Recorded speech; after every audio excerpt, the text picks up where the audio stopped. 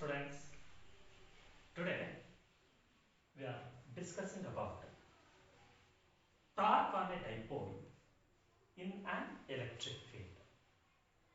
In previous days, we are already discussed about what is electric field, what is dipole.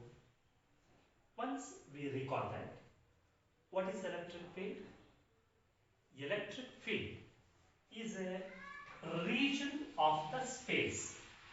It is a region in which another tested charge can experience a force. Once again, electric field is the region of the space in which another test charge can experience a force. Second one, what is dipole? It is an electric dipole. Dipole means two ends. Dipole ಅಂದ್ರೆ ಎರಡು end ಅಂತ ಅರ್ಥ. A positive charge and a negative charge. These two are separated by a small distance. These two charges having equal in the magnitude, opposite in nature. One positive charge and another one negative charge. These two are separated by a small distance that can be represented by 2a. So again we recall the point. What is electric field? A region of the space in which electric influences are present, or a region of the space in which another test charge can experience a force. So both are the definitions. Again, what is dipole? Electric dipole, a pair of equal and unlike charges separated by a small distance. Equal means equal in the magnitude, unlike, opposite in nature. These two are separated by a small distance. So this is known as dipole. Today we are discussed about torque on a dipole. Now first year ನಲ್ಲಿ torque ಅನ್ನೋ concept ಅನ್ನು discuss ಮಾಡಿದ್ದೀವಿ. So ಅಲ್ಲಿ torque ಅಂತ ಹೇಳಿದಾಗ the product of force and perpendicular distance is known as torque ಅಂತ ಹೇಳಿದ್ದೀವಿ. ಇದನ್ನ ಎಲೆಕ್ಟ್ರಿಕ್ ಫೀಲ್ಡ್ ಅಲ್ಲಿ ಹೇಗೆ ಡಿಸ್ಕಸ್ ಮಾಡೋದು, ಸೊ ಆ ಪಾಯಿಂಟ್ ಅನ್ನ ನಾವು ತಗೊಳ್ಳೋಣ. ಸೊ ನಾವು in this diagram, a dipole, electric dipole, placed in an uniform electric field. Students, ನಾವು ಫಸ್ಟ್ ಇಯರ್ ಅಲ್ಲಿ ಸ್ಕೇಲರ್ಸ್ ಮತ್ತೆ ವೆಕ್ಟರ್ಸ್ ಅನ್ನ ಡಿಸ್ಕಸ್ ಮಾಡಿದ್ದೀವಲ್ವಾ, ಅಲ್ಲಿ ವೆಕ್ಟರ್ಸ್ ಅನ್ನ ನಾವು ಎಕ್ಸ್ಪ್ಲೈನ್ ಮಾಡುವಾಗ ಏನ್ ಮಾಡಿದ್ದೀವಿ? A straight line represent a straight line with arrow represent a vector. Length of the line represent magnitude, arrow represent direction. ಹೌದಲ್ಲ, ಫಸ್ಟ್ ಇಯರ್ ಅಲ್ಲಿ ನಾವು ಕೇಳಿದ್ವಿ. ಈಗಲೂ ಕೂಡ ಇಲ್ಲಿ ನಾನು ಬರ್ತಿದ್ದೀನಿ ನೋಡಿ, ಹೀಗೆ ವರ್ಟಿಕಲ್ ಆಗಿ ಮೆನ್ಷನ್ ಮಾಡ್ತೀವಿ. ಎಲ್ಲವೂ ಸೇಮ್ ಲೆಂತ್ ಇದೆ. Length represent magnitude, arrow represent direction. So this indicate uniform electric field. An electric dipole placed in a uniform electric field at any angle by theta. Theta ಅನ್ನೋ angle ನಲ್ಲಿ so ನಾವೊಂದು dipole ಅನ್ನ ಇಟ್ಟಿದ್ದೀವಿ. In electric field, both positive and negative charge, ನೋಡಿ ನಾನು ಬರ್ದಿರೋದು ಕಾಣಿಸ್ತಿದೆಯಲ್ಲ ನಿಮಗೆ, ಇದು ನೆಗೆಟಿವ್ ಚಾರ್ಜ್, ಇದು ಪಾಸಿಟಿವ್ ಚಾರ್ಜ್. ಈ ಎರಡರ ಮಧ್ಯೆ ಇರೋ ಡಿಸ್ಟೆನ್ಸ್ ಅನ್ನ 2a ಅಂತ ಬರೆದಿದ್ದೀವಿ. That is length of the dipole. ಹಾಗೆ ಈ ಡೈಪೋಲ್ ಆಕ್ಸಿಸ್ ಅಂತ ನಾವು ಡಿಸ್ಕಸ್ ಮಾಡಿದೀವಲ್ವಾ, a line joining from negative charge to positive charge. ನೋಡಿ ಇಲ್ಲೊಂದು ಆರೋ ಬರೆದಿದ್ದೀನಿ ನಾನು. ಸೊ ಇದನ್ನ ಡೈಪೋಲ್ ಆಕ್ಸಿಸ್ ಅಂತ ಹೇಳ್ತೀವಿ. ಈಗ ನೆಗೆಟಿವ್ ಚಾರ್ಜ್ ಮತ್ತೆ ಪಾಸಿಟಿವ್ ಚಾರ್ಜ್ ಎರಡಕ್ಕೂ ಮ್ಯಾಗ್ನಿಟ್ಯೂಡ್ ಸೇಮ್ ಇದೆ, ನೇಚರ್ ಆಪೋಸಿಟ್ ಇರುತ್ತೆ. That's why A positive charge experience a force along the direction of electric field. ಅದನ್ನು ನಾವು ಪ್ಲಸ್ ಕ್ಯೂ ಇ ಇಂದ ರೆಪ್ರೆಸೆಂಟ್ ಮಾಡಿದ್ವಿ. ಸರ್ ಹೇಗೆ ಬಂತು sir plus Q E? Doubt ಇರುತ್ತಲ್ಲ ನಿಮಗೆ. By the definition of electric field, E is equal to F divided by Q. That means force experienced by a unit positive charge is called electric field. Cross multiply ಮಾಡಿ E into Q is equal to F ಅಂದ್ರೆ F is equal to Q into E ಅಂತ ಬರೆದಿದ್ವಿ, ಹೌದಲ್ಲ?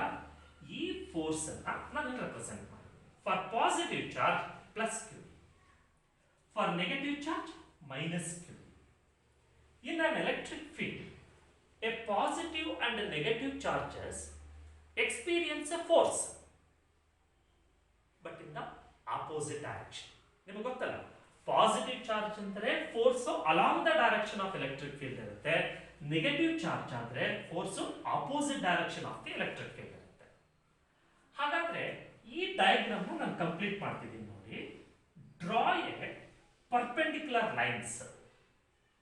So perpendicular line ಅಂತ ಹೇಳಿದ್ರೆ ಇಲ್ಲಿ force ಇದೆ, ಈ ಫೋರ್ಸ್ಗೆ ಒಂದು ಪರ್ಪೆಂಡಿಕ್ಯುಲರ್ ಲೈನ್ ಓ ಬಿ ನ ಡ್ರಾ ಮಾಡಿ. ಅದೇ ರೀತಿಯಲ್ಲಿ ಸೊ ಈ ಒಂದು ಓ ಎ ಅನ್ನೋ ಲೈನ್ ಅನ್ನ ಡ್ರಾ ಮಾಡಿ. ನಿಮ್ಗೆ ಇಲ್ಲೊಂದು ರೈಟ್ ಆಂಗಲ್ ಟ್ರಯಾಂಗಲ್ ಕಾಣಿಸ್ತಾ ಇದೆ. ನಾನು ಇಲ್ಲಿ ಬರ್ದಿದ್ದೀನಿ ನೋಡಿ, from the diagram. So from the diagram ಯಾವುದದು? O A B. ಇಲ್ಲಿ ನಿಮ್ಗೊಂದು ರೈಟ್ ಆಂಗಲ್ ಟ್ರಯಾಂಗಲ್ ಕಾಣಿಸ್ತಾ ಇದೆ ಅಲ್ವಾ? ಈ ರೈಟ್ ಆಂಗಲ್ ಟ್ರಯಾಂಗಲ್ ನಲ್ಲಿ sine theta opposite by hypotenuse. So theta ಇದೆ opposite O B, hypotenuse A B. So sine theta is equal to O B divided by A B. Again cross multiply ಮಾಡಿ, sine theta into A B gives O B. O B is equal to A B sine theta. ನಿಮಗೆ ಗೊತ್ತಿದೆ students, A B ಅಂತಂದ್ರೆ that is 2a.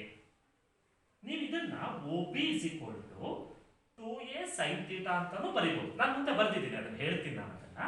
So ಈಗ ನಿಮ್ಮ ಈ diagram ಅಲ್ಲಿ O B ಅಂತ ಹೇಳಿದ್ರೆ ಏನಂತ ಬರೀಬಹುದು? A B into sine theta. Okay, ಈ ಡಯಾಗ್ರಾಮ್ ನ ಬೇಸಿಸ್ ಅಲ್ಲಿ ಟಾರ್ಕ್ ಅನ್ನ ಎಕ್ಸ್ಪ್ಲೈನ್ ಮಾಡಿ. ಸೊ ಫಸ್ಟ್ ಅಲ್ಲಿ ಕೇಳಿದ್ವಲ್ಲ, ಟಾರ್ಕ್ ಅಂತಂದ್ರೆ the product of magnitude of either of the force.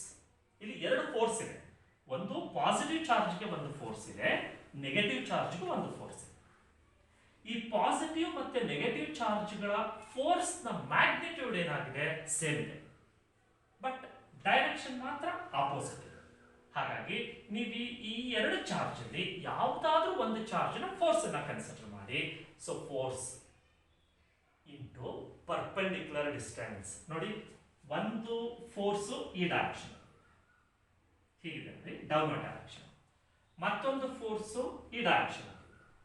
ಈ ಎರಡು ಫೋರ್ಸ್ಗಳ ಮಧ್ಯೆ ಪರ್ಪೆಂಡಿಕ್ಯುಲರ್ ಡಿಸ್ಟೆನ್ಸ್ ಅಂದ್ರೆ O B.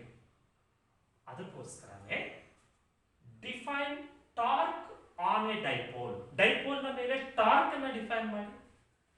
The product of, ಇಲ್ಲಿ ಇಂಟು ಮಾರ್ಕ್ ಹಾಕಿದ್ದೀನಲ್ಲ, ಕಾಣಿಸ್ತಿದ್ದೀರಾ? The product of magnitude of either of the force. ಈ ಎರಡು ಫೋರ್ಸ್ ಅಲ್ಲಿ ಯಾವ್ದಾದ್ರು ಒಂದು ಫೋರ್ಸ್ ನ magnitude and perpendicular distance between them. ಇವೆರಡು ಫೋರ್ಸ್ ಗಳ ಮಧ್ಯೆ ಪರ್ಪೆಂಡಿಕ್ಯುಲರ್ ಡಿಸ್ಟೆನ್ಸ್ ಎಷ್ಟಿರುತ್ತೋ ಅದನ್ನ ತಗೋಬೇಕು. ಈಗ ನಾನು ಬರ್ದಿರೋದು ಕಾಣಿಸ್ತಿದ್ದೀರಾ? ಎಫ್ ಅಂತಂದ್ರೆ Q E force. Torque is equal to Q E into perpendicular distance ಅಂದ್ರೆ ಯಾವುದು? O B. ಹಾಗಿದ್ರೆ torque is equal to Q E into O B. ಹಾಗೆ torque is equal to Q E ನ ಹಾಗೆ ಬರ್ಕೊಳ್ಳಿ. ಓ ಬಿ ಇಲ್ಲಿದೆ ನೋಡಿ, O B is equal to A B sine theta. ಆಯ್ತಲ್ಲ? So O B is equal to A B sine theta. In a diagram A B length of the dipole ಎಷ್ಟಿದೆ? 2a. So ಹಾಗಿದ್ರೆ torque tau is equal to Q E into 2a sine theta. ಮತ್ತೆ ನಮಗೆ ಈ ಮುಂಚೆನೆ discuss ಮಾಡ್ತೀವಿ, 2aq is equal to p ಅಂತ ಹೇಳ್ತೀವಿ, dipole moment. The product of magnitude of the charge, that is q, and length of the dipole, this is known as dipole moment. ಹಾಗಿದ್ರೆ ನಿಮ್ಮ ಈ ಒಂದು ಫಾರ್ಮುಲಾದಲ್ಲಿ 2a ಇದೆ, q Q ಇದೆ, 2a into Q ನ ನೀವು P ಅಂತ ಬರೀಬಹುದು. ಹಾಗಿದ್ರೆ ಈ ಈಕ್ವೇಶನ್ ಏನಾಗುತ್ತೆ ಹೇಳಿ ನೋಡೋಣ. 2a into Q ನ P ಅಂತ ಬರೆಯೋಣ. ಈ ನ ಹಾಗೆ ಬರ್ಕೊಳ್ಳೋಣ. tau is equal to PE sin theta ಅಂತ ಹೇಳುತ್ತೆ. ಸೊ tau ಅಂತಂದ್ರೆ ಟಾರ್ಕ್ ನ ಸಿಂಬಲ್ ಅದು. tau is equal to PE sin theta. So ಈ ಎಕ್ಸ್ಪ್ರೆಷನ್ ಅನ್ನ ಈಗ ನೀವು ಹೇಳ್ಬೋದು, ಇದನ್ನ ಟಾರ್ಕ್ ಅಂದ್ರೆ ಸ್ಕೇಲರ್ ವೆಕ್ಟರ್ ಅಂತ ಹೇಳಬೇಕು. ಇಲ್ಲಿ ಫೋರ್ಸ್ ಅನ್ನೋದು vector, again perpendicular distance is also vector. The vector product of two vectors, vector product of two vector ಅಂದ್ರೆ ಕ್ರಾಸ್ ಪ್ರಾಡಕ್ಟ್ ವೆಕ್ಟರ್ ಕ್ವಾಂಟಿಟಿ. ಹಾಗಿದ್ರೆ ಟಾರ್ಕ್ ಅನ್ನ ಇನ್ ವೆಕ್ಟರ್ ಫಾರ್ಮ್ ಅಲ್ಲಿ ರೆಪ್ರೆಸೆಂಟ್ ಮಾಡಿ ಅಂತ ಕೇಳ್ತಾರೆ, 1 ಮಾರ್ಕ್ ಅಲ್ಲಿ ಕೇಳ್ತಾ ಇದ್ದಾರೆ ನಾನು. ಹಾಗೇನಾದ್ರೂ ಟಾರ್ಕ್ ಅನ್ನ ಕೇಳಿದ್ರೆ tau ನೋಡಿ ಆರೋ ಹೆಡ್ ಬರೀರಿ. tau is equal to vector p cross vector e ಅಂತ ಹೇಳಿ.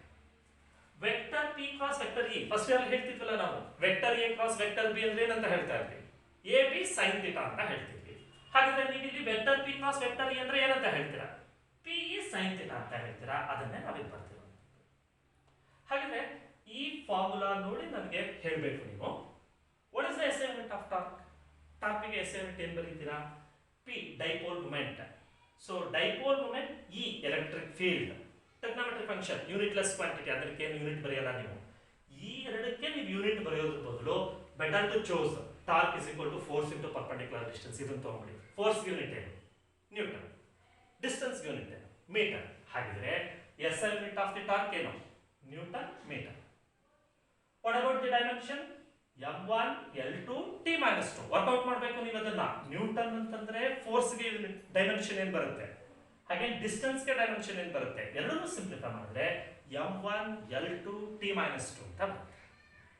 ಹಾಗೇನೆ ಇದು ಯಾವ ಕ್ವಾಂಟಿಟಿ ಇದೆ, ಸ್ಕೇಲರ್ ಕ್ವಾಂಟಿಟಿನ ವೆಕ್ಟರ್ ಕ್ವಾಂಟಿಟಿನ. ಸೊ ಟಾರ್ಕ್ ಅನ್ನೋದು ವೆಕ್ಟರ್ ಕ್ವಾಂಟಿಟಿ ಅಂತ ಹೇಳಿ. ಸೊ ನಿಮಗೆ ಟಾರ್ಕ್ ಆನ್ ಎ ಡೈಪೋಲ್ ನಲ್ಲಿ define torque on a dipole, mention the SI unit, mention the dimension, is it scalar or vector, write the formula for torque in the vector form. ಹೀಗೆ 1 mark questions ಗಳು ಜೊತೆಗೆ 2 mark questions ಕೇಳ್ತಾರೆ. ಮತ್ತೆ 1 more question ಕೇಳಬಹುದು ನಿಮಗೆ, when the torque maximum and minimum ಅಂತ ಕೇಳ್ತಾರೆ. So ಯಾವಾಗ ಟಾರ್ಕ್ ಮ್ಯಾಕ್ಸಿಮಮ್ ಇರುತ್ತೆ, ಯಾವಾಗ ಮಿನಿಮಮ್ ಇರುತ್ತೆ, ನಾವು ಫಸ್ಟ್ ಇಯರ್ ಇಂದನೂ ಹೇಳ್ಕೊಂತ ಬರ್ತಾ ಇದ್ವಿ. ನಂಬರ್ ಆಫ್ ಫಾರ್ಮುಲಾಸ್ ಗಳಿಗೆ ಅದನ್ನ ಅಪ್ಲೈ ಮಾಡ್ತಾ ಇದೀವಿ. ಎಲ್ಲಿ ಟ್ರಿಗ್ನಾಮೆಟ್ರಿಕ್ ಫಂಕ್ಷನ್ಸ್ ಇರುತ್ತೋ ಆ ಟ್ರಿಗ್ನಾಮೆಟ್ರಿಕ್ ಫಂಕ್ಷನ್ 1 ಗೆ ಈಕ್ವಲ್ ಆದ್ರೆ ಆ ಫಿಸಿಕಲ್ ಕ್ವಾಂಟಿಟಿ ಮ್ಯಾಕ್ಸಿಮಮ್ ಇರುತ್ತೆ ಅಂತ ಹೇಳ್ಬೇಕು ನಾವು ಆಕ್ಚುಲಿ. ಈಗ sin θ 1 ಗೆ ಯಾವಾಗ ಈಕ್ವಲ್ ಆಗುತ್ತೆ, so if θ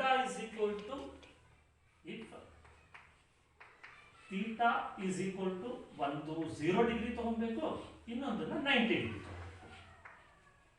what is the meaning of θ is equal to 0 degree? ಏನು ಅರ್ಥ ಆಗುತ್ತೆ ನಿಮಗೆ θ 0 ಡಿಗ್ರಿ ಇದೆ ಅಂತಂದ್ರೆ, P ಮತ್ತೆ E ಎರಡು ಸೇಮ್ ಡೈರೆಕ್ಷನ್ ಪ್ಯಾರಲಲ್ ಆಗಿರುತ್ತೆ. ನೋಡಿ ಇಲ್ಲಿ ನಾನು ಇಲ್ಲೊಂದು ಡೈಪೋಲ್ ಬರ್ದಿರೋದು ಕಾಣಿಸ್ತಿದೆ ಅಲ್ವಾ ನಿಮಗೆ, ಈ ಡೈಪೋಲ್ ಅನ್ನ ಹೀಗೆ ಬರ್ಕೊಳ್ಳಿ, along the direction of electric field ಅಲ್ಲಿ ಬರೀರಿ.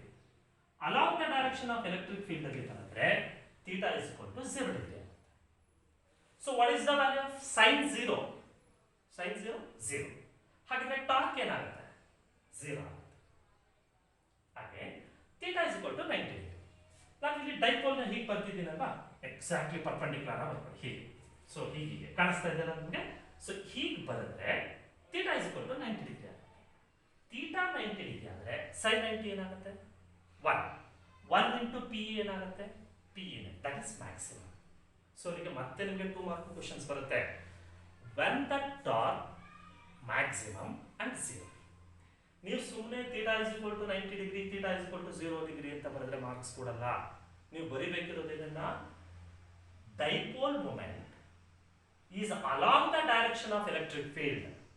ಡೈಪೋಲ್ ಮೊಮೆಂಟ್ ಎಲೆಕ್ಟ್ರಿಕ್ ಫೀಲ್ಡ್ ನ ಡೈರೆಕ್ಷನ್ ಅಲ್ಲಿ ಇದ್ರೆ then θ is equal to 0 degree, so then torque is equal to 0.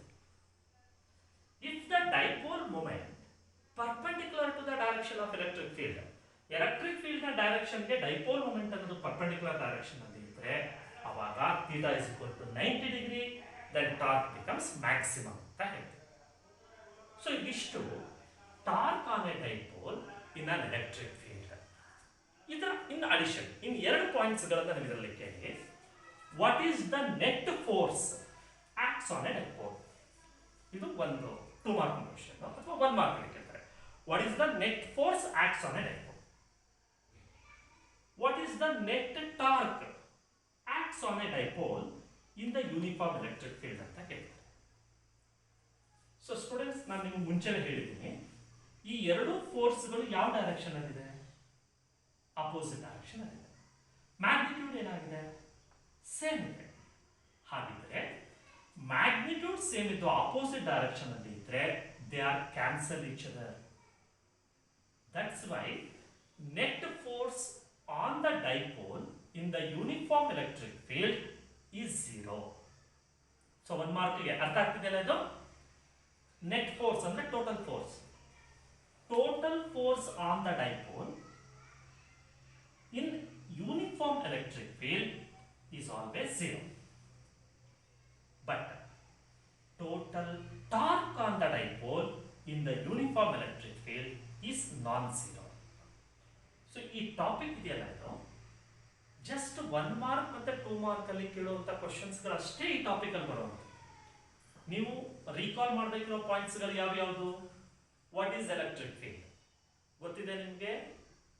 is region in which